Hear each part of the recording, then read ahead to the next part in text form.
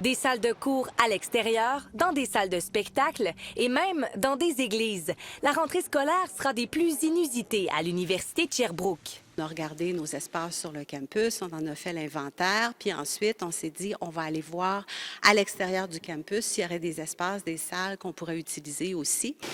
Pour les élèves et les professeurs, ce sera une première. C'est aussi un moyen de varier les contextes d'apprentissage, de pouvoir faire une application plus concrète de certains concepts, de pouvoir aussi repenser un peu sa pédagogie, de pouvoir favoriser une pédagogie qui est plus active. Cet automne, les cours seront en grande partie présentiels. Au baccalauréat, ça varie entre 30 dans certains programmes. Dans d'autres programmes, c'est 100 mais je dirais que dans la majeure partie des programmes, c'est 60 ou plus.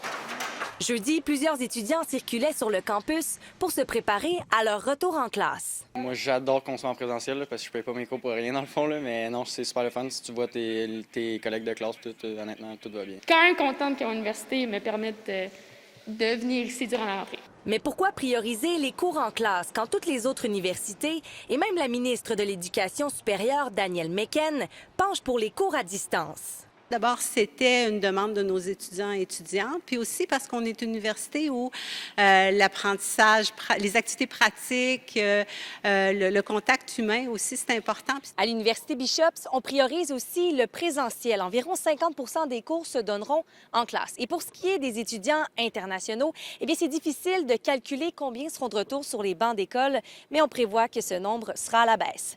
Beauregard, TVA Nouvelles, Sherbrooke.